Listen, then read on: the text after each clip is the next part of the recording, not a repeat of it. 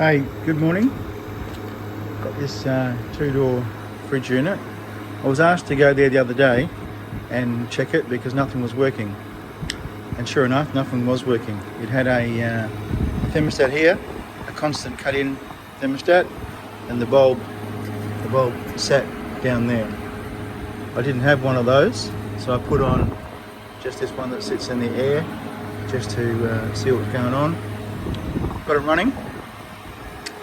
And straight away noticed that there's a Schrader valve on here, which is not standard. There's nothing normally there, and the dryer had not been replaced. So straight away that tells me someone's just bunged some gas in and gave their money and walked away. Just friggin' shits me. So anyway, I put my gauges on, and sure enough, it's on 7 point. I'm just sitting out in the air here. It's on, the lid's off. Look at the suction pressure, it's 6.8. Way too, sitting out here, this should be about 20. And the amp draw is 4.1. Well, this was like 4.2 a minute ago, but anyway, 4.1. And the amp draw for this cabinet is 4. But if the gas was so low, the amp draw would be heaps less. So nothing makes sense. So what I'm guessing is that some knucklehead has just bunged some gas in, and this dryer is blocked up, or the capillary, or both. And I've actually pulled out of one of these units before. Only holds 410 grams. 410 grams, 134A. I've actually pulled out 900 grams out of one of these before, because some idiot has just kept on putting gas in it. So I'm going to reclaim this gas, weigh it, and see how much gas I get out. All right, I got my reclaimer set up. Let's switch it on. Got my scales on 0. Let me opens up. A bit of gas rushing in. I'd already purged this.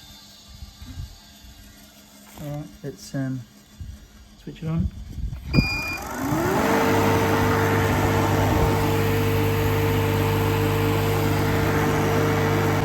Alright, so she's just about to stop. We've already got 436 grams out of it. And it only holds 410. And I haven't self-purged the back pump yet. So she's just stopped. What was that? Say 442. Let's put on to self-purge. And on.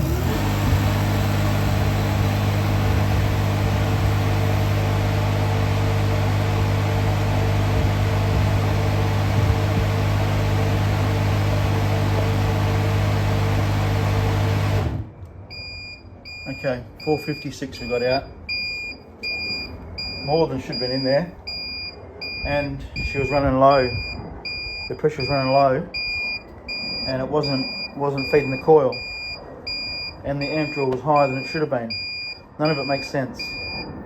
Alright, so need to rip the dryer out, replace the capillary. I just cut a new capillary here. I've got 100 meters there. I just measured out 3.7 meters, which that's the size I need. Only because I know I've done it many times. Let's turn this off. Drive me crazy. Okay, let's rip this out, cut the dryer open, and see what we got. All right, I've taken the evaporator out. I've cut the suction line here. I'm going to put the service valve here. This is for two reasons. It's much stronger here. I'm going to cut this one off and just plug this. and it's easier to get to when it's on the job. Easier to get to the suction there. Put the dryer here somewhere, and put a liquid line service valve there as well. So I've cut the evaporator out. Suction is there. By doing that, now it's easy to get the evaporator out all in one. Obviously I don't need to. I'm not replacing the suction line. I've taken the capillary out of there, taking the dryer out. I'm just going to cut the dryer. Let's get this out of here and see what it looks like.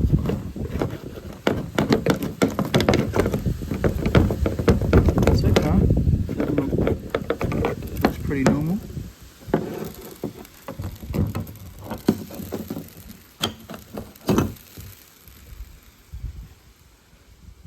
But it is, see, it's pretty shitty in there. Look, it's horrible, in fact. Can't get it to move. See, it's crappy. And the capillary would have been full of all that shit as well. And it's hard as a rock. Yep, no good. It's a problem. So I just cut open some more, and you can see in there, it's horrible. It's terrible in there. Okay. All right, I got the capillary in. I used another bit of capillary while I heated it up, and pushed it down the hole to ease it out, so that I can get the new capillary in. This was all rusted, so I've cleaned up much of the flaky paint as I can. It's come away. I put a screw in here. I painted it. Don't want to do too much customer fortune. Other side, I same thing. Just cleaned up the rust, painted it. Not great. Better than it was. Okay, keep on going. So this is all rusted here. I've cleaned off as much as I can. I've painted it, but this is just going to rust through. So obviously I'll remove the condensate pipe, which I'm going to replace. So I've got some roof flashing here. This is impregnated with aluminium. This lasts on your roof, on your tiled roof, for 25 years. So I'm sure it's going to outlast this fridge. I'm going to chuck it in there. To if it does rust through, this will help it. So I've just realised this job gets even worse for the person before. Look, there's bolts missing. This compressor has been replaced before. So all he's done is put the Schrader valve on there and done nothing else. Gosh, friggin' shits me. Anyway, we've got the new condensate floor in. I'm going to silicone around this. Got the new condensate pipe. I'm going to put a bracket in and hold that down. Alright, I'm getting there. The condensate pipe is in, and I've siliconed around the new flashing on the bottom.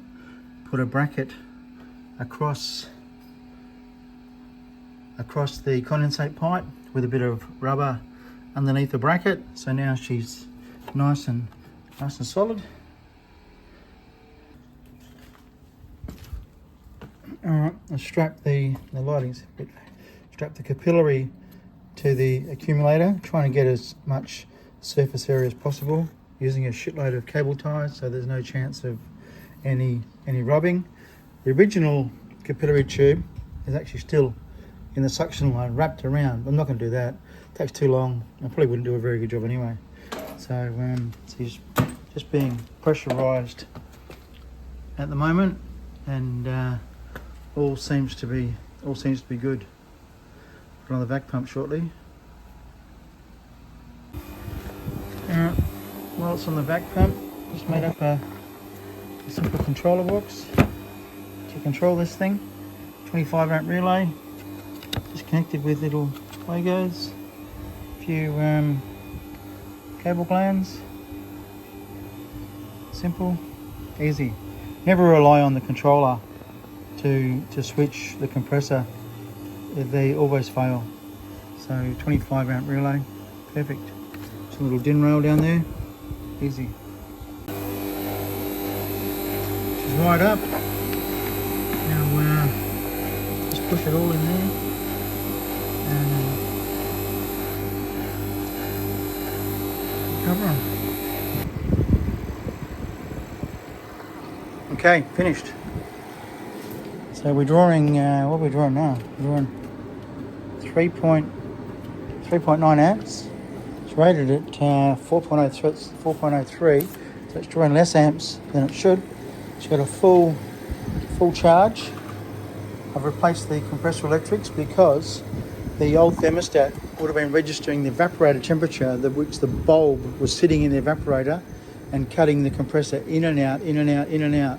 Would have been registering the evaporator temperature, which would have been so low because the suction pressure was so low, and would have been cutting it out, cutting it in. So the compressor electrics needed to be replaced because they would have been cutting in and out, cutting in and out, cutting in and out. That's why the old thermostat failed. So we've got everything insulated. I don't like to insulate back to the compressor because water sits in here, rusts it out. We've got some flare nuts on. It's beautiful. Ready to go back to the customer. Got a controller with a 25 amp relay. She's drawing less amps now because I put on a little 5 UF run capacitor, which it didn't have before. So now with the run capacitor, she's going to start better, start much more smoothly, and it's going to draw less power.